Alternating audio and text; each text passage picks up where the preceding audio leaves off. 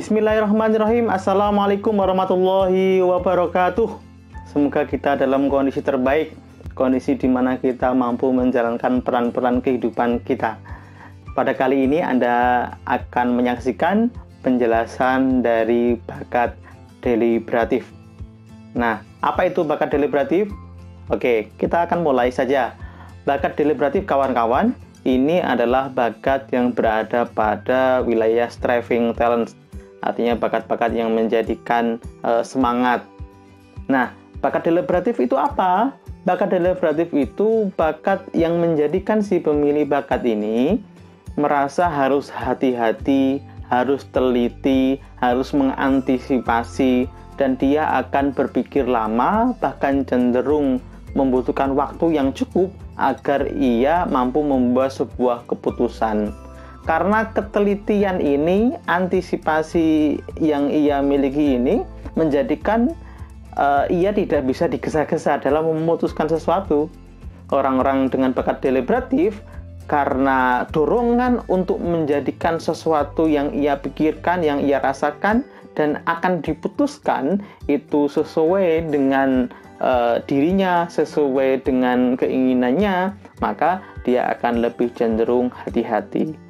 Dan kadangkala ia membutuhkan banyak faktor untuk memutuskan sesuatu. Nah, karena kehatiannya ini, dia akan sangat cocok berada pada wilayah-wilayah yang menjadikan sesuatu itu harus teliti, cermat, kemudian tidak boleh ada kesalahan.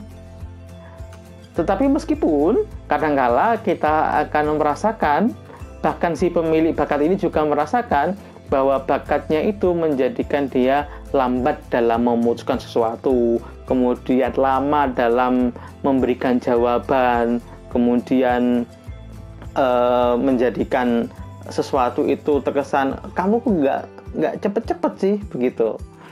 Nah, bukan karena ia tidak mau cepat dalam memutuskan sesuatu, tapi maunya dia sebagai pemilih bakat deliberatif itu sesuatu harus aman, harus kalau bisa terukur. Kalau dia memiliki bakat yang lain, misalnya analitikal, harus dianalisa, perlu data, perlu fakta, sehingga sesuatu itu diputuskan dengan penuh keyakinan. Oke. Apalagi jika pemilih bakat deliberatif ini juga memiliki bakat misalnya konsistensi, disiplin, ya, dia akan serius banget untuk untuk mengeluarkan keputusan itu harus berdasarkan betul-betul, harus tidak boleh ada kesalahan, kemudian ia konsisten betul dengan apa yang akan diputuskan. Nah, di mana ini akan produktif bakat ini kawan-kawan? Bakat deliberatif ini akan produktif manakala ia berada pada wilayah-wilayah yang membutuhkan ketelitian. Misalnya ketika ia bekerja di penerbit, ia menjadi editor, maka orang-orang dengan bakat deliberatif ini sangat dibutuhkan di sana. Tidak boleh ada kata yang tertukar, kemudian sesuai dengan ejaan yang ada dan yang lainnya. Dia sangat konsisten, dia sangat perhatian dengan hal tersebut. Seakan-akan matanya itu selalu awas untuk melihat kejanggalan-kejanggalan yang tidak sesuai dengan aturan yang ada.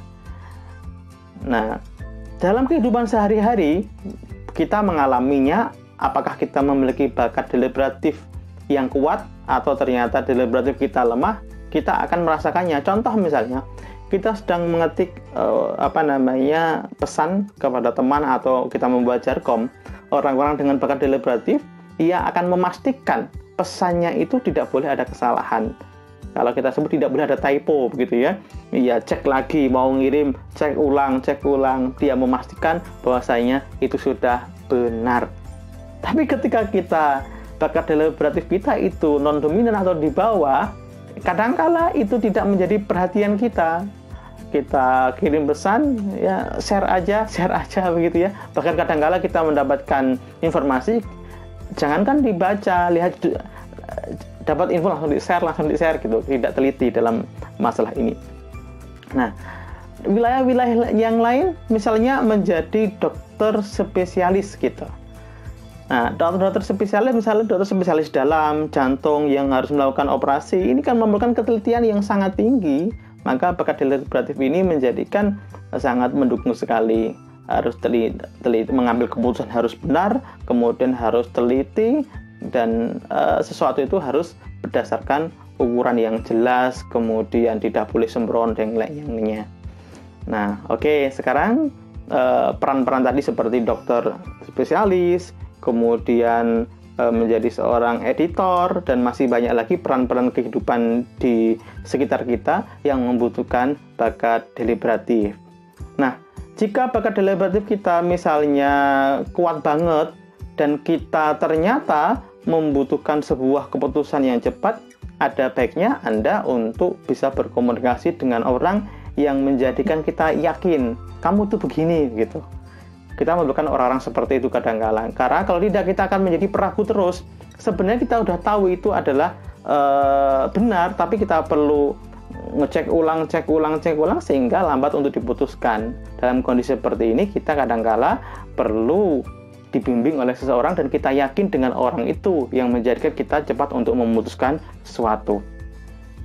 Ketika bakat kita lemah, ya kadang-kala kita dalam tanda kutip agak sembrono dalam aktivitas fisik kita maupun aktivitas berpikir kita, kadangkala terlalu cepat untuk memutuskan sesuatu. Dalam hal seperti ini kita perlu banyak diskusi dengan orang-orang yang punya bakat deliberatif dan analitikal, sehingga apa yang kita putuskan itu tidak berakibat buruk pada masa yang akan datang. Karena orientasi seseorang untuk memutuskan perlu screening, perlu kehati-hatian, ketelitian bagi orang-orang deliberatif ini, karena ia tidak mau di masa mendatang ada dampak negatif dari keputusannya itu, sehingga dia selalu berpikir harus teliti, harus semuanya benar dan tidak boleh ada kesalahan. Oke kawan-kawan, kita kenali diri kita, di mana posisi bakat deliberatif, dan kita jadikan bakat kita ini menjadi pendukung dari aktivitas produktif kita. Jika Anda penasaran, kita assessment talent mapping dan kita temukan di mana posisi dan kita bisa bersikap harus bagaimana dalam menjalani peran kehidupan kita. Demikian dari saya, semoga bermanfaat. Assalamualaikum warahmatullahi wabarakatuh.